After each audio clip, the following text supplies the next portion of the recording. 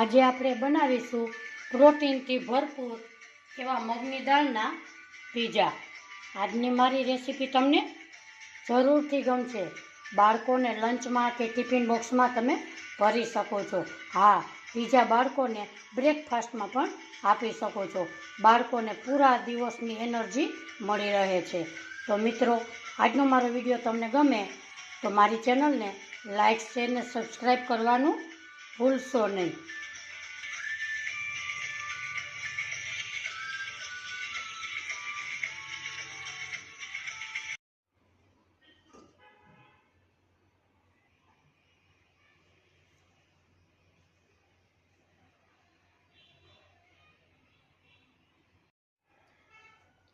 હાલો friends, કેમ છો બધા? મજામાં?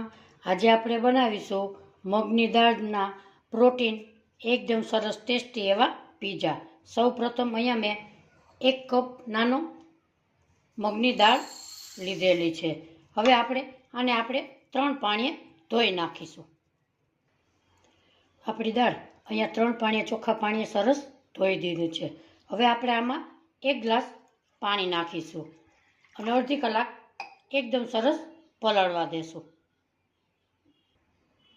અહીંયા આપણે 1 કલાક જેવું થઈ ગયું છે। હવે આને આપણે પાણી કાઢી લેશું।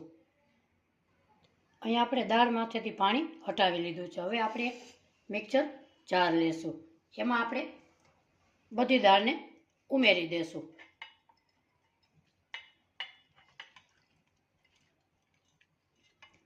અહીંયા આપણે બધી દાળ મિક્સર જારમાં ઉમેરી દીધી છે। હવે એમાં નાખીશું આપણે 1 લીલું મરચું। તમે તીખું કે જેવું ખાતા હોય એવો ઉપયોગ કરી શકાય છે।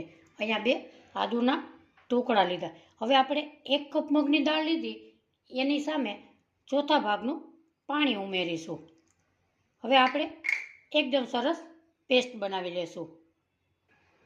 અહીંયા આપણે એકદમ સરસ બારીક પીસાઈ ગયું છે। હવે આપણે એક બાઉલ લેશું અને એમાં આપણે પેસ્ટને ઉમેરી દેશું। અહીં આપણે બધી પેસ્ટ ઉમેરી દીધી છે। હવે આપણે નાખીશું 3 ચમચી સૂજી। અહીં આપણે 3 ચમચી સૂજી ઉમેરેલી છે। સ્વાદ પ્રમાણે મીઠું ઉમેરીશું। એને આપણે મિક્સ કરી લઈએ। અહીંયા આપણે એકદમ સરસ મિક્સ થઈ ગયું છે। હવે આપણે નાખીશું 1 નાની ચમચી બેકિંગ સોડા। એને પણ એકદમ સરસ આવી રીતે મિક્સ કરી લઈએ। આપણું બેટર એકદમ સરસ તૈયાર થઈ ગયું છે। હવે આપણે ગેસ તરફ જઈએ। અહીંયા આપણે ગેસ ઉપર એક પેન મૂકીશું। એમાં આપણે બટર નાખીશું। બટરને આપણે મેલ્ટ થવા દેશું।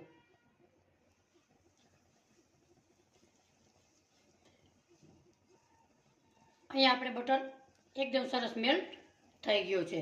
ગેસની ફ્લેમ હંમેશા ધીમી રાખીશું। હવે આપણે આવી રીતે બેટરને નાના નાના પીઝા એવા આપણે પાથરશું। તમે આ પીઝા ચોક્કસથી બનાવજો અને તમારા બાળકોને હેલ્ધી એવા પ્રોટીન પીઝા બનાવીને તૈયાર કરી દેજો। આવી રીતે આપણે હવે 1 સેકન્ડ એને પકાવવા દેશું।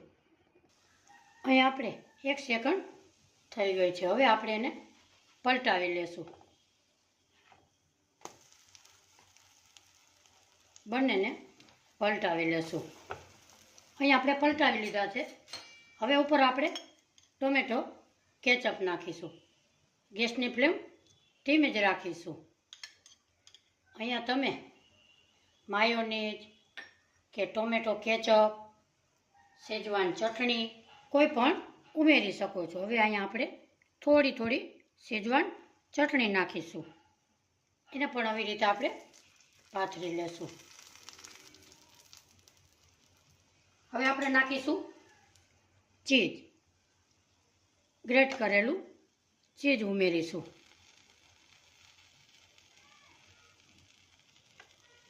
અહીંયા આપણે થોડું થોડું ચીજ ઉમેરી દીધું છે. હવે આપણે નાખીશું બાફેલી મકાઈ, કેપ્સિકમ અને ટમેટું. અહીંયા આપણે એને પણ થોડા થોડા નાખી દઈશું.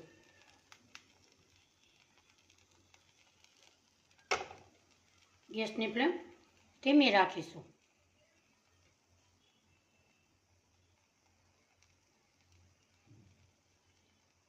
હવે આપણે નાખીશું કેપ્સિકમ.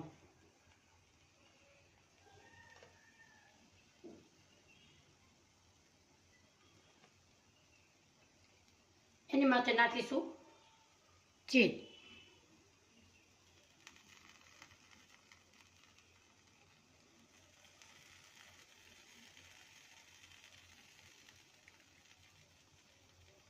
હવે આપણે નાખીશું ઓરેગાનો.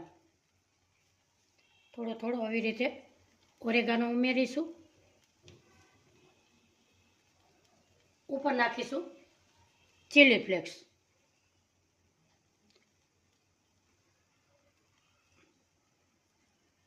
હવે આપણે 1 સેકન્ડ ઢાંકણ ઢાંકી દઈશું. અહીંયા આપણે 1 સેકન્ડ થઈ ગઈ છે. હવે આપણે ઢાંકણને હટાવી લેશું.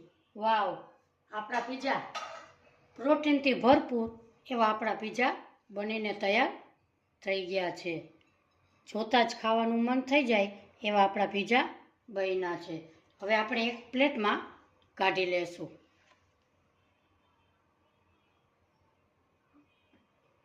બીજા પણ આવી રીતે આપણે બનાવી લઈએ. આપણે બીજા પણ પીઝા જોશું. વાવ, આપણા પીઝા એકદમ સરસ ટેસ્ટી એવા પ્રોટીનથી ભરપૂર રેડી છે. હવે આપણે મિત્રો, આજની મારી હેલ્ધી પ્રોટીન એવી પીઝાની રેસીપી તમને ગમી હોય તો લાઈક, શેર ને સબસ્ક્રાઈબ જરૂરથી કરજો. કોમેન્ટ બોક્સમાં જરૂરથી જણાવજો આજની મારી રેસીપી તમને કેવી લાગી. કયા શહેરથી જુઓ છો એ પણ મને જણાવજો. એ જોઈને મને ખૂબ જ આનંદ થશે. ફરી મળીશું એક નવી રેસીપી સાથે. ત્યાં સુધી બધાને મારા જય શ્રી કૃષ્ણ.